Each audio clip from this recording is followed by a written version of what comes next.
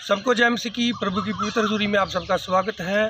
तो आज हम बाइबल में से उत्पत्ति की किताब के बारे में कुछ सीखेंगे। उत्पत्ति की किताब के बारे में बहुत सारे लोगों में सवाल रहते हैं, उनके मन में डाउट रहते हैं, शक रहते हैं। तो अगर आप बाइबल को बड़े ध्यान से पढ़ोगे, थोड़ा टाइम दोगे, तो वो सारा कुछ क्लियर हो जाता है। तो धरती बनी बहुत हज़ारों लाखों साल पहले, उसके बाद में उसको एक आकार दिया गया। उसको आकार देते देते जब छठा दिन आया तो 6000 साल हो चुके थे।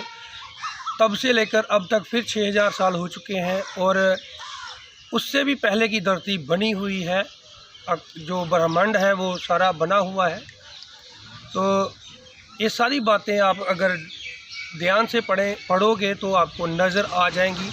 परमेश्वर ने स्टार्टिंग में यूनिवर्स को बनाया, ब्रह्मांड को बनाया, धरती को बनाया। उसके बाद में परमेश्वर ने जब स्टार्टिंग की तो उसके बीच में एक गैप आता है कि प्रभु का आत्मा पानियों के ऊपर मंडलाता था। तो वो कितनी देर मंडलाया इसके बारे में बाइबल नहीं बताती।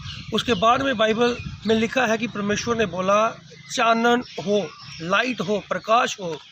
तो वो पहले दिन परमेश्वर ने प्रकाश को बनाया, लेकिन उससे पहले कितनी देर तक पानियों के ऊपर प्रभु का आत्मा मंडलाता रहता था, इसके बारे में कोई नहीं जानता। उसके बाद में फिर जब परमेश्वर ने धरती को एक आकार दिया, सारा कुछ साइड पर करके धरती नज़र आई, तो दूसरे चैप्टर में लिखा है बहुत समय धरती ऐसे ही पड़ी रही। धरती के ऊपर कोई भी बारिश नहीं थी और कोई अभी तक खेती वहाँ पर शुरू नहीं हुई। तो इन सारी बातों के बीच में गैप है। और जो पहले दिन दूसरे दिन करके बाइबल में लिखा है, तो 6 दिन में सारा कुछ रचा गया, इतनी जल्दी रचा गया। कुछ लोग इसको मान्यता नहीं देते, लेकिन परमेश्वर के वचन में लिखा है एक दिन परमेश्वर के लिए 1000 साल के बराबर है और 1000 साल परमेश्वर के लिए एक दिन के बराबर है। तो ऐसा बाइबल में एक वचन में दर्ज है, लिखा हुआ है वहाँ पर। तो इससे आगे हम बढ़ते हैं। तो पहला चैप्टर में दूसरे चैप्टर में अगर हम देखते हैं तो अलग अलग चीज़ें हैं। पहले चैप्टर में सबसे पहले प्रकाश को बनाया गया, और भी दूसरे चैप्टर में हम पढ़ेंगे तो वहाँ पर लिखा है धरती बनी हुई थी, पेड़ पौधे नहीं थे और परमेश्वर ने आदम को बनाया। तो वहाँ पर नहीं लिखा गया कि परमेश्वर ने सूरज को बनाया और भी सितारों को बनाया। बाद में परमेश्वर ने पक्षियों को बनाया, जानवरों को बनाया और फिर आदम को बनाया। वहाँ पर फिर लिखा है परमेश्वर ने आदम को बनाया और फिर परमेश्वर सारे जानवरों को आदम के पास लेकर आया। तो ये सारी बातों को आप अगर ध्यान से देखेंगे तो ये मेल खाती हैं। इसके ऊपर हम बाद में बात करेंगे। और जट से हम आते हैं जो सबके मन में ध्यान रहता है कि कैन को उसकी पत्नी कहाँ से मिली। बहुत सारे लोग कहते हैं कैन को पत्नी मिली जब सेत पैदा हुआ। सेत के बाद में आदम के घर में बहुत सारे बेटे बेटियां पैदा हुए तो कैन को पत्नी मिली। ऐसा नहीं है। अगर कोई आपसे पूछे कैन को पत्नी कहाँ से मिली, तो उससे ये पूछना कि कैन का जो बेटा पैदा हुआ था उसको पत्नी कहाँ से मिली। जो हनोक पैदा हुआ उसके घर में एक और बेटा पैदा हुआ इराद, उसको पत्नी कहाँ से मिली। इराद के घर में एक और बेटा पैदा हुआ, उसके घर और आगे चलकर बेटे पैदा हुए। तो एक ने तो वहाँ पर लिखा है 2 औरतों से शादी की, तो वो कहाँ से आई। तो बाइबल ऐसा बताती है।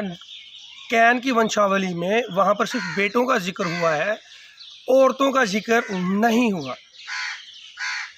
और जैसा आप देखो वहाँ पर बाइबल में लिखा है कैन अपने देश में चला गया और वो अपनी पत्नी को साथ में लेके गया, जहाँ उसने अपनी पत्नी से शादी जब की, उनके घर में एक बेटा पैदा हुआ। तो वो पत्नी आई कहाँ से।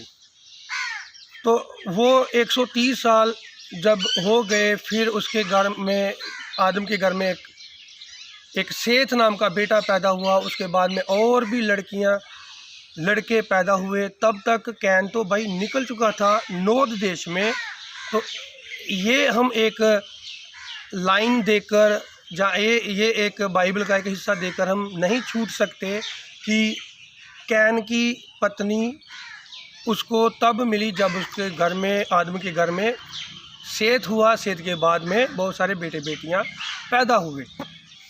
तो हमको कैन की वंशावली देखनी चाहिए। चलो ठीक है, कैन आकर एक लड़की को, जो उसकी ही बहन थी, तो पहले जो धरती में मनुष्य बड़े तो ऐसे ही बड़े थे, वो अपने ही घरों में शादियां करते थे। तो कैन आकर नोद देश से अपने लिए एक पत्नी लेकर गया और फिर उस देश में बस गया। फिर उसके घर में एक बेटा पैदा होता है, हनोक। फिर उसके लिए फिर पत्नी लेने इधर आया होगा। फिर उसके घर में एक और बेटा पैदा हुआ, इराद। उसके लिए फिर पत्नी लेने इधर आया होगा। तो ऐसा नहीं है।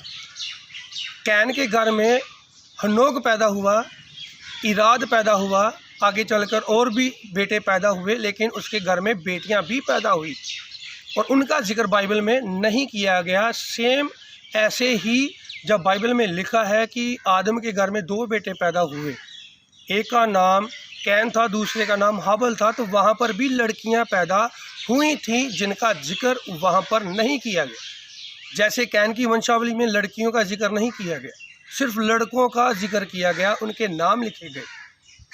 और अगर हम इस कैन की इस वंशावली को देखकर पीछे जाएं तो आपको ऐसा ही नजर आएगा कि परमेश्वर ने औरतों के नाम नहीं लिखे। अगर कहीं लिखे भी हैं तो वहाँ बेटियां करके लिखा है।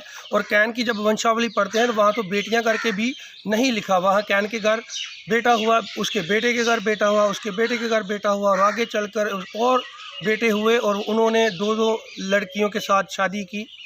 तो वहाँ पर वो लड़कियाँ तो पैदा हुई, बताया नहीं गया कि किसके घर कहाँ पैदा हुई, कहाँ से वो लेकर आए, तो उनको मेंशन नहीं किया गया कैन की वंशावली में। और ऐसे ही अगर हम पीछे जाएं तो हाबल पैदा हुआ, कैन पैदा हुआ, और जो लड़कियां पैदा हुई थी उनको मेंशन नहीं किया गया था। जो लड़कियां पैदा हुई थीं उनको कैन लेकर नोद देश में गया और वहाँ पर, और उसकी जो पत्नी थी उनके घर में हनोक पैदा हुआ। और भी लड़कियां पैदा हुई जिनका जिक्र बाइबल में नहीं लिखा, और उन्होंने उनसे उनकी शादी की। हनोक के घर में इराद। ऐसे चलते चलते कैन की वंशावली आगे बढ़ी। तो आपको ये तर्क भी देना चाहिए कि कैन के परिवार को बाकी जो बेटे थे उनको लड़कियां कहाँ से मिली। तो जब लड़की पैदा होती थी तो वो ज़रूरी नहीं था कि उसका नाम लिखा जाए या उसको मेंशन किया जाए। बाइबल में ऐसा हम देखते हैं। परमेश्वर इन सब वचनों से आप सबको आशीषित करे। तो कभी भ्रम में ना आए, कभी धोखे में ना आए। बाइबल परमेश्वर के द्वारा ही लिखाई गई है और इसमें कोई भी कमी नहीं है। इसको किसी के डिफेंस की ज़रूरत नहीं है।